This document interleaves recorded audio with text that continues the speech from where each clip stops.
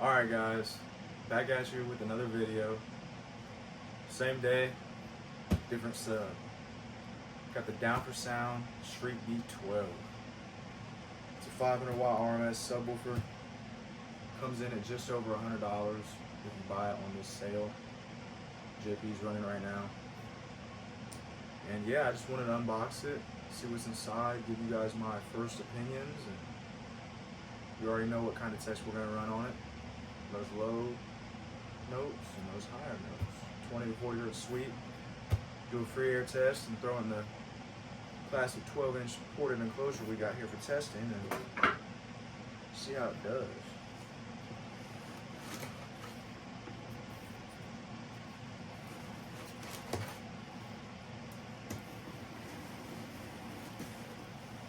I haven't heard much about this subwoofer at all.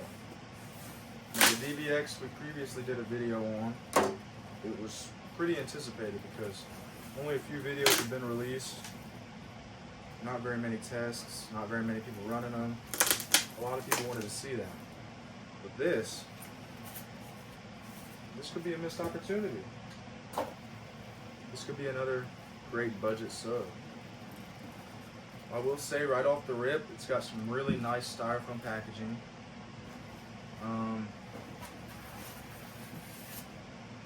That's all it has. But I mean, for 105 bucks, can't complain.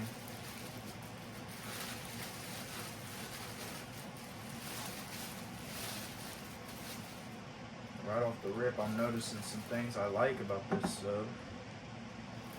For the price point, very impressive. Here's our first look at the sub, guys. Got that Down for Sound logo on the cap. It does have a double stitch surround. Not the highest rise surround, but it looks pretty nice. You still get that special effect on that hexacone sticker. And it looks pretty nice. We got some bottom venting and some pole venting. Looks like we even have a little spacer in between the magnet and the basket. Pretty impressive. We do have a boot on this subwoofer, which for the price range is pretty impressive. Looks like 10 gauge push terminals.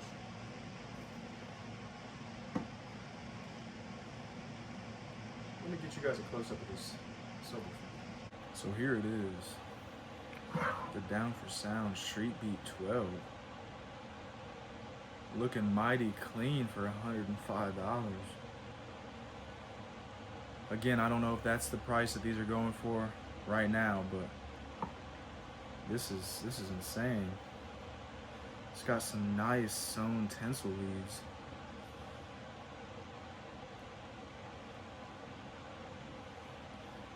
Got that Down for Sound logo on everything.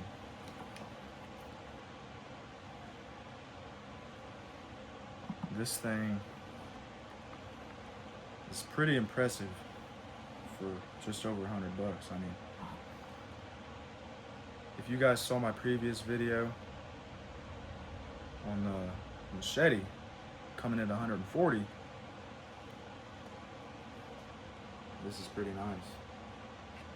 Obviously, we still have to see how this sub performs, so let's get it hooked up to the test bench.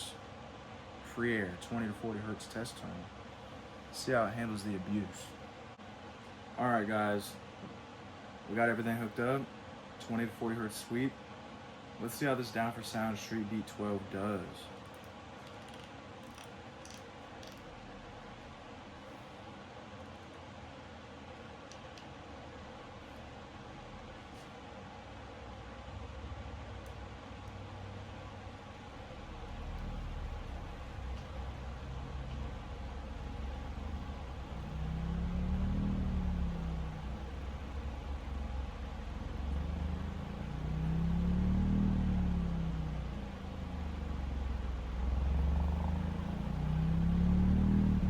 Pretty quiet, so but it's flexing.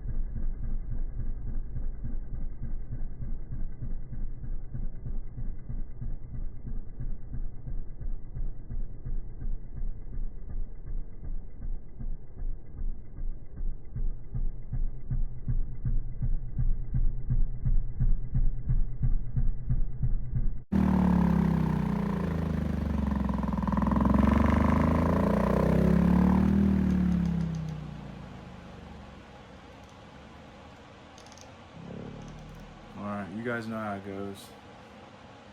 Once we start hearing any motor noise or coil noise, we turn it down. We like to take care of our stuff, right? Let's get this thing thrown in the box and see how it does. It's pretty impressive so far. Alright guys, here we got a close-up view of the Down for Sound Street Beat 12 in a ported enclosure. 20 to 40 hertz sweep. Let's see what this thing can do.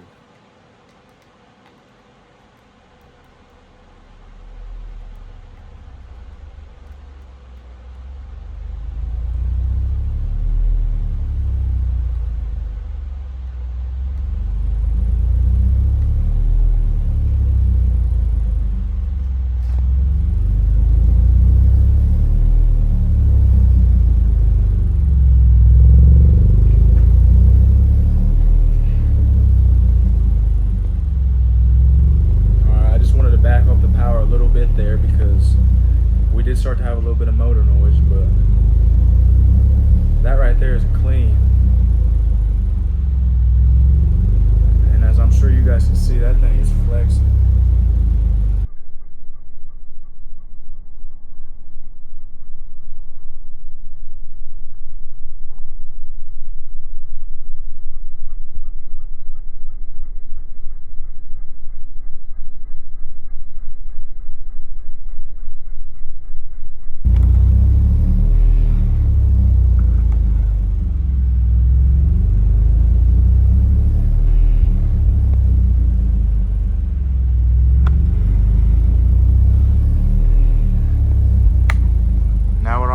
I just want to briefly take this thing to its mechanical limits just to show you what it's absolutely capable of.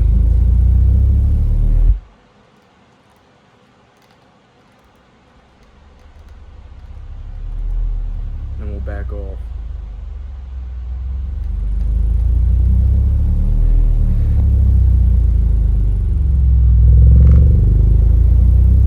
There we got some noise.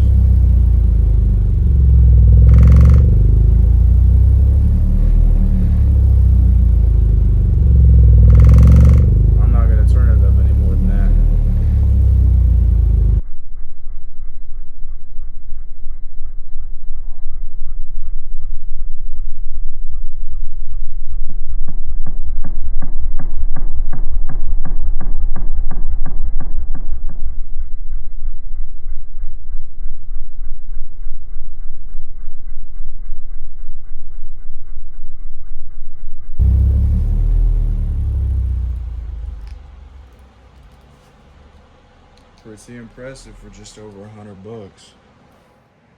All right. Well, there it is, you guys. The Down for Sound Street Beat 12.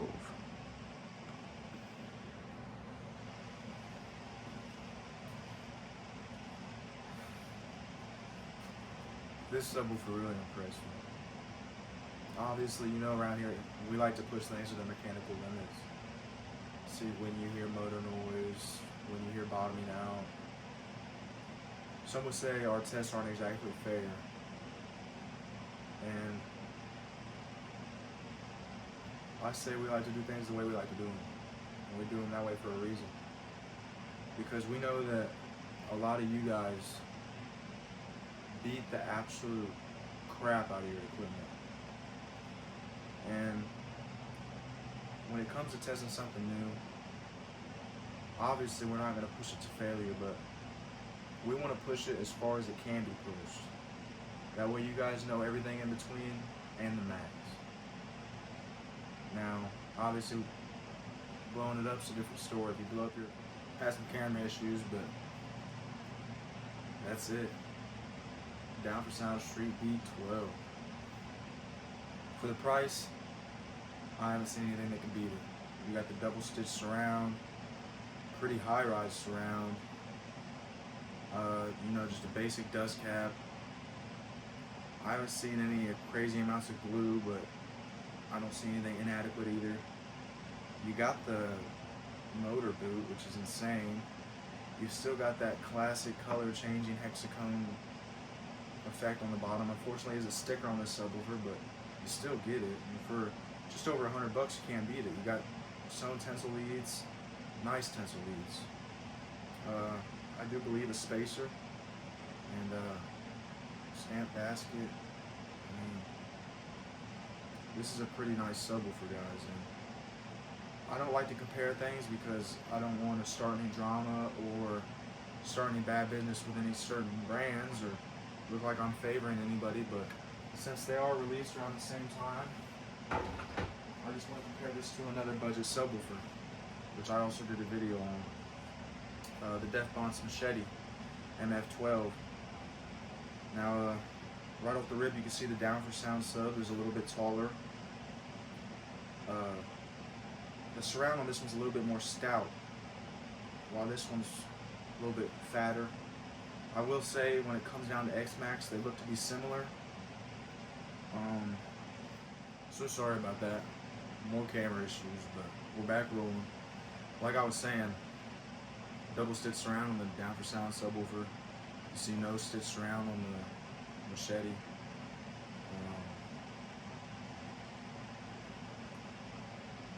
The distance between the motor and the frame is clearly bigger on the down for sound subwoofer, which usually allows for more throw, more X-Max. Although, like I said, maybe I'll edit them in, maybe I won't. I'm not sure on those exact numbers. The tinsel leads on the down for sound subwoofer are definitely thicker and better than these, in my opinion. Although they are both sewn. They're both a double stack motor, although the motor on the down for sound subwoofer seems to be a little bit bigger. As far as weight, the down for sound subwoofer is definitely heavier. And you guys got to remember, there's a $30 difference between these subs. I mean, looking at 140 on this one. Last time I saw these, they were on sale for 105. The 10's coming in at 99. And I mean, it really makes me wonder. I don't understand what you could have against this. I mean, obviously, I'm not aware of quality control. We only have 2 of these on hand, but from what I can see, you get way more value for your money with this subwoofer than this subwoofer. This one may move a little bit more. It may last longer, but from today's testing, this subwoofer really impressed me, especially for the price point. Now I want to get away from comparing things and just overall be honest with you guys. I think this is a good subwoofer. This is a great budget subwoofer. I could see these being used mainstream, really, in a lot of budget builds. And like I said earlier, 60% of the builds I do are budget builds. Not everybody's ready to drop 3 to 10K on car audio. Some people just want a little beat in their trunk and their doors just sound a little bit better. I mean, hence the name Street Beats. I mean, I'm not saying JP sat at his desk hours on end every night designing this subwoofer. Obviously he didn't, but what he wants is to provide the community with an affordable, well-built, sound quality subwoofer. Something that could provide you with what you want on a budget. I think he did that good. That's enough of that. I'm not trying to be biased, I'm trying to be honest, but that's why I brought in the comparison. And I have plenty of other 12s here. Budget 12s, expensive 12s. It's just my opinion. I think this is a good subwoofer for the price. It could not have this name on it. It could be completely debranded, and I'd still give you that opinion. It handled the power nice and moved a lot. It didn't get stinky, it didn't get worn. I took it to its max capabilities, and it held up. I can see myself using these subwoofers a lot in the future, and I will be recommending them. As far as that goes, that's all I have to say about it, really. Until next time, I'll see you guys later.